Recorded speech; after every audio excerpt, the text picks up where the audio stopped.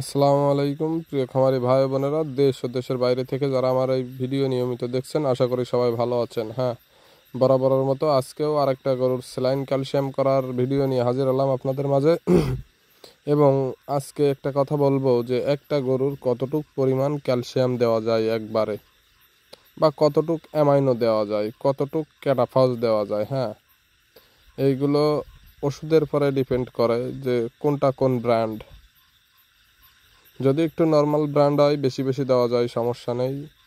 High ব্র্যান্ডের মাল হলে কম কম দিতে হয়। তো যাই হোক, আমার এই যে গরুটার বাচ্চা হয়েছিল, জোলাম হয়েছিল না, জোলামের জন্য আমি ট্রিটমেন্ট দিয়েছিলাম।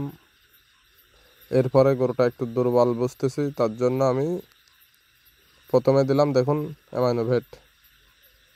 অ্যামাইনোভেট একটা গরুর 500 ml পর্যন্ত দেওয়া যায়, কোনো প্রবলেম নেই, আমার পরীক্ষিত। ক্যাটাফস 100 ml দিলাম। এবং আপনারা কেন গরুকে ক্যালসিয়াম করবেন? হ্যাঁ, ক্যালসিয়াম দেন মাংসে সীমিত পরিমাণ। দেখুন, এবার ক্যালসিম্যাক্স বা ক্যালডিম্যাক্স দিচ্ছি, এটা টেকনো কোম্পানির, আমি 200 দিয়ে দিচ্ছি একবারে। দাম সস্তা, মাল ভালো, এই জন্য 200 ml দিয়ে দিলাম। 100 ঢালেছি, আর 100 ঢালবো। তো যাই হোক, আপনারা কেন ক্যালসিয়াম দিবেন? হ্যাঁ, আমি কি কারণে দিই?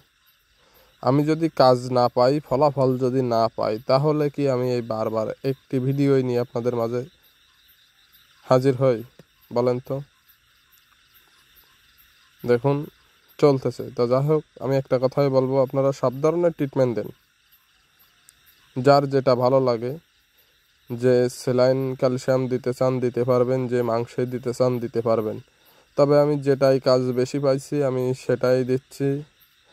আর আমি এটা রাত্রের বেলায় দিচ্ছি। দেখুন, বাহিরে অন্ধকার। স্যালাইন ক্যালসিয়াম কিছু কিছু ডাক্তার ভাইরা বলে যে রাতে দিতে হয় না।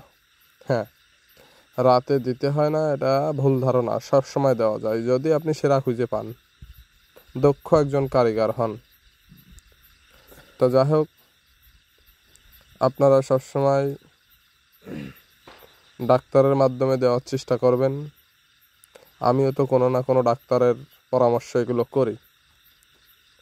হ্যাঁ, অবশ্যই উচ্চ লেভেলের ভেটেরিনারি সার্জনদের পরামর্শই আমি এগুলো দিই, কিন্তু আমি দিতে পারি তাই দিই। হ্যাঁ, আমি দিতে পারি তাই দিই। আর আপনারা দিবেন এবং পরীক্ষিত হবেন যে না, আমার এই ঔষধটা দিয়ে এই উপকার হয়েছে, অমুক ভাইয়ের ভিডিও দেখে আমি এই উপকার পাইছি। দেখছেন, গরু নান্দা কুড়াই খাবার খাচ্ছে, ঠিক সেই সময় আমি স্যালাইন ক্যালসিয়াম দিয়ে দিলাম।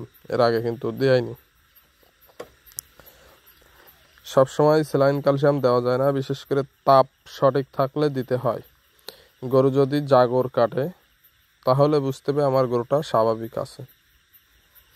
জাগর না কাটলে গরু স্বাভাবিক থাকে না। আর অনেক ভাইরাই কঠোরমূলক কমেন্ট করতেছেন যে আমি খাবারের ভিডিও কেন দিই না। অবশ্যই ভাই, আপনাদের মাঝে খাবারের ভিডিও নিয়ে উপস্থিত হব খুব শীঘ্রই। আর আমার ভয়েসটা একটু খারাপ, অনেকেই বলেন যে ভাই আপনার ভয়েস সিস্টেমটা ভালো করেন বা কন্ট্রোল করেন। হ্যাঁ, আমি কয়েকটা ওয়্যারলেস মাইক্রোফোন কিনেছি অনলাইনের মাধ্যমে, ভালো হয় নাই, এই কারণে ভয়েস দিতে পারি নাই। আবারও একটা কিনতে চলেছি, মাশাল্লাহ। এটা কেনার পরে আশাবাদী যে আমি ভালো ভয়েস নিয়ে আপনাদের মাঝে উপস্থিত হইতে পারবো।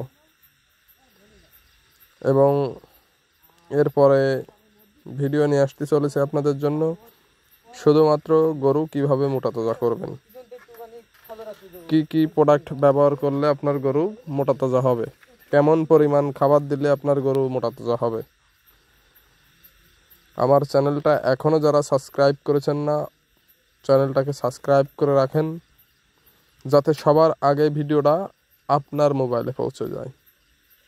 এবং যারা ফেসবুক পেজ থেকে দেখবেন, পেজটাকে ফলো দিয়ে রাখবেন, যাতে এরকম ভিডিও আপনিও দেখতে পারেন নিয়মিত। এবং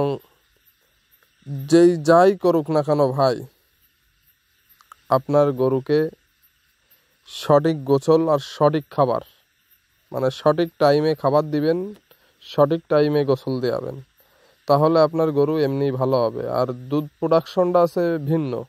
দুধ প্রোডাকশনটা এমন সিস্টেম যে আপনি দুধের খাবার না দিলে দুধ হবে না, এবং বেশি খাবার না দিলে দুধ হবে না। মাংসের হিসেবটা আলাদা। মাংসের হিসেবটা এমন, আপনি সাদা পানি খাওয়াইলেই গরুর গায়ে মাংস বাড়বে। কিভাবে বাড়বে? অবশ্যই সেই ভিডিও নিয়ে আপনাদের মাঝে হাজির হব ইনশাআল্লাহ। সবাই ভালো থাকবেন। আসসালামু আলাইকুম।